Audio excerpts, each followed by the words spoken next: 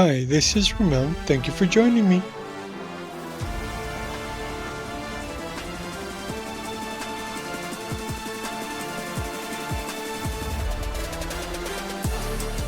This is Nina Flowers rocking the black and white eyeshadow look. Perfect inspiration for Domino's face up. So, what do I need to create this look? Let's start with watercolor pencils and pan pastels in black and white for the eyeshadow and eyebrows.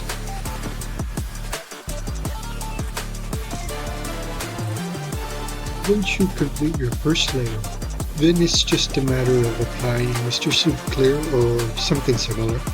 Then wait for that to dry and then start all over again with your next layer, and you keep going until you achieve the saturation you're happy with. It's not a hard process, but there is a lot of waiting involved.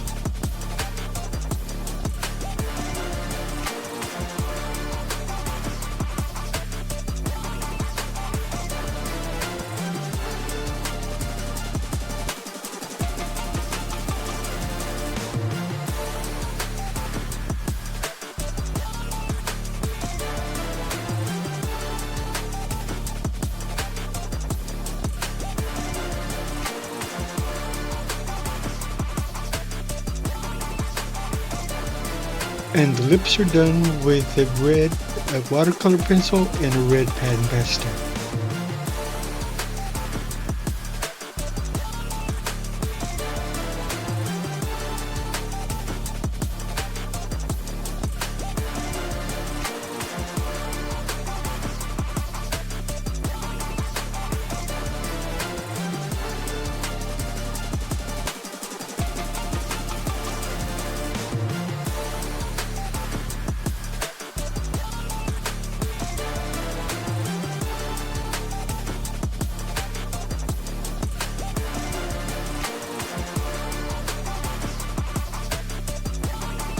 Wait, what was that?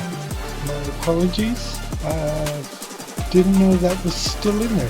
So, yeah, my apologies. We're moving on. For the last bit of her face up, I used pan pastels in pink and brown for her shades and highlights.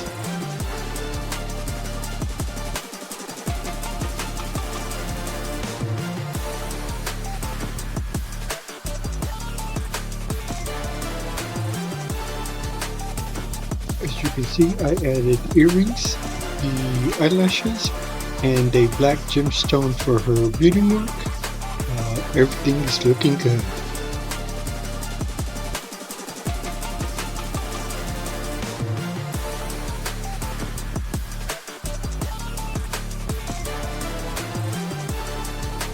I used white yarn wefts to make the wig, and I started with placing the wefts in a circular pattern around the head, starting at the bottom and then moving up to the crown.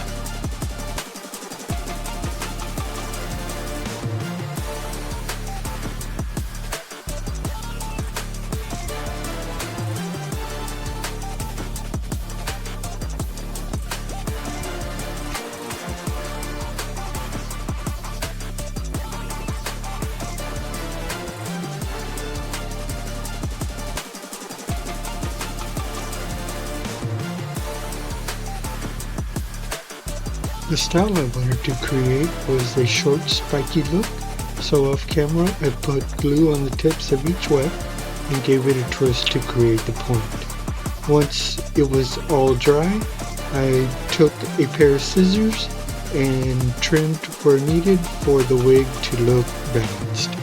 And we're done.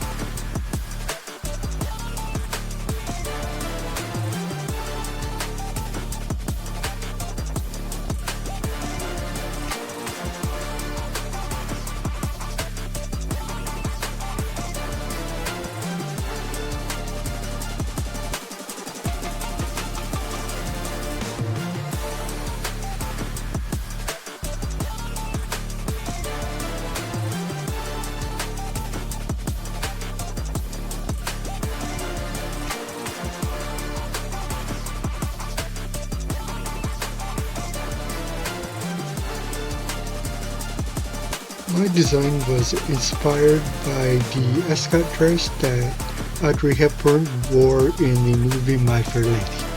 I wanted to reimagine the Ascot Dress and give it a modern aesthetic. So I'm using black and white jacquard printed fabric with the floral design and the black and white lace.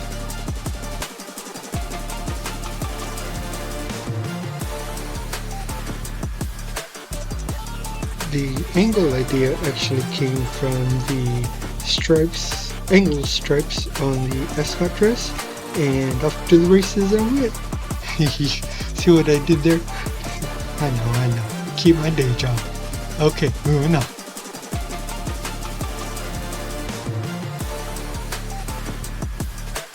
I did a lot of fussing and fiddling and pinning and unpinning the fabric pieces to find the right placement. It was a lot of trial and error.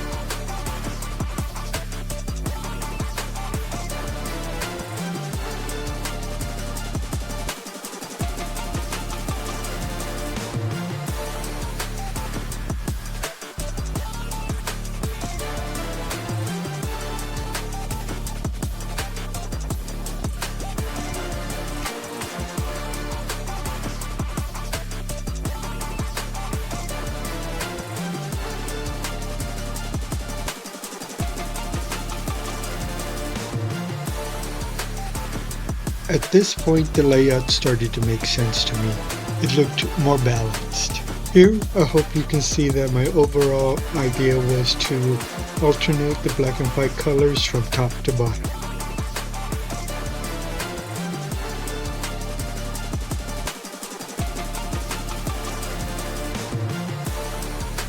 At this point, I was strategically hand stitching to cover up the snap closures I used to get the dress on and off the doll. I also pinched the ends of the black fabric piece into a shape of a bow. There is a reason for doing this. You'll see why in just a bit. Next, I used the black lace to make some bell arm sleeves, hand stitched, then tried them on. The fit was good. Nothing complicated.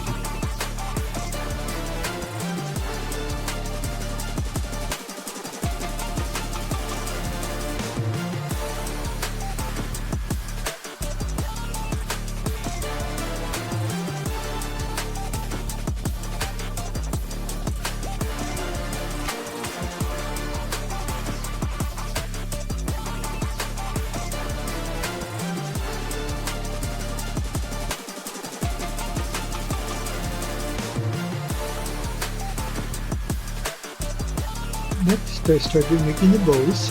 Instead of stripes, I used polka dots, changing the look of each bow for some variation. I made 3 bows, a small, medium, and large. My initial thought was that I would place the small one on her right hip, the medium-sized one would be on her lower left, above the bottom of the skirt, and the large one would be placed on her upper area, the upper area of her back.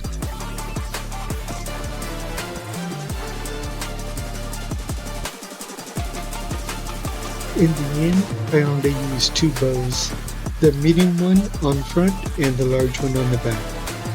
Here's why. I had decided that the black fabric with the bow ends would be the backdrop for the placement of the bows. Just for dramatic effect. Yeah, of course. The inspiration was the use of lace fabric to cover the shoe. In my design, I wanted to incorporate both color fabrics, some angles, and stripes. Sounds very complicated, but not really. To cover the core shoe, I cut some white cardstock into the shape I wanted and slathered it with Mod Podge, then covered it with the white lace. For my stripes, if we can call them that, I cut the shape from black cardstock, slathered it with Mod Podge, and applied the black lace on top. Once that was all dry, I used hot glue to attach them to each other. Next was to attach the cover to the core shoe with hot glue. I intentionally made the cover bigger so I could trim the excess for the perfect alignment.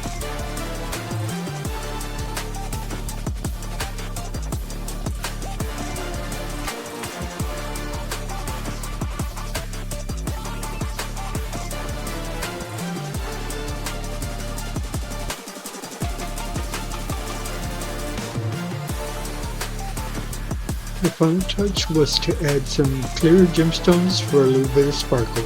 And ta-da! A modern lace covered ankle boot.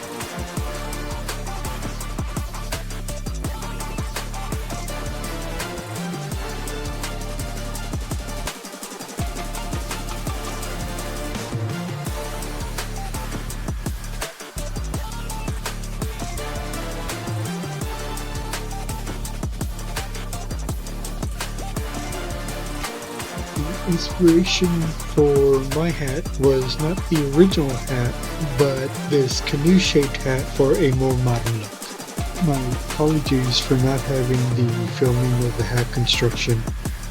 Operator error, dead battery equals no filming, and I didn't notice it until I was completely done. That said, it's very easy to explain the hat construction.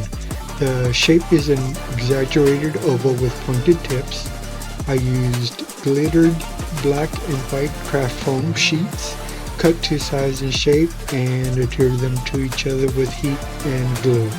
I added black and white plumes and black bows, and the hat was done. As I looked at the hat again, the 3 black bows stacked on each other turned into a sea of black color. There was no distinction other than the size of each bow. After a quick rethink, I decided to redo the bows and add the polka dot ribbon I used on the dress bows to unify the entire look. I also added a magnet on the inside of the wig cap and on the underside of the hat, along with a lace head cap, all useful to keep the hat in place.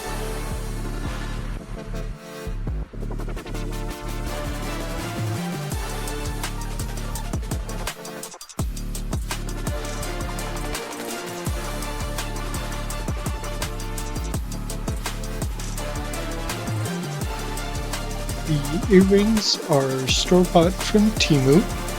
The fingernails are nail art gemstones, perfect for drag queen doll nails. And yes, the struggle is still real. However, I think I figured out my new method for applying nails to my future dolls. And then finally, a choker made from white cardstock, white lace, string pearls, and Mod Podge.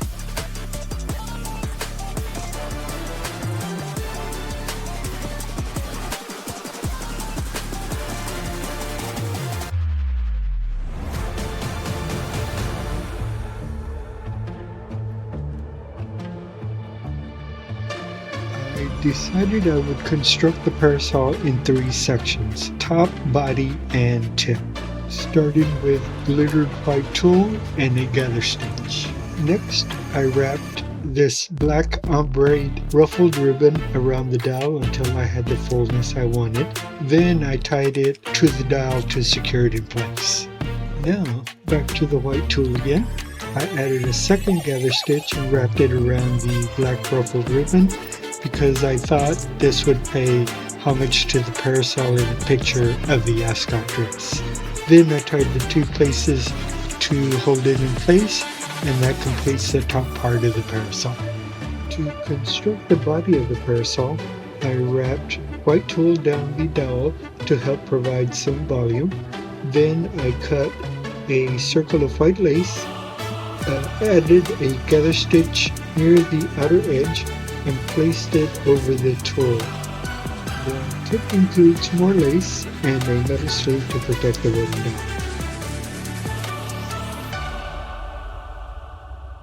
Check out the history behind the event called Black Ascot of 1910. This was Sir Cecil Newton's inspiration for his iconic dress. It's a very interesting story, so let me know what you think.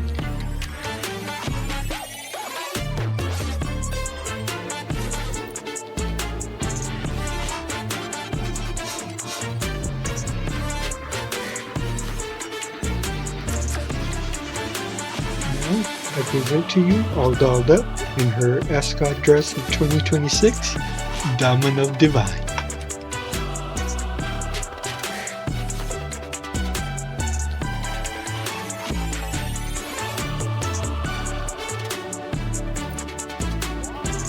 Please subscribe, like, and share. Thanks for watching.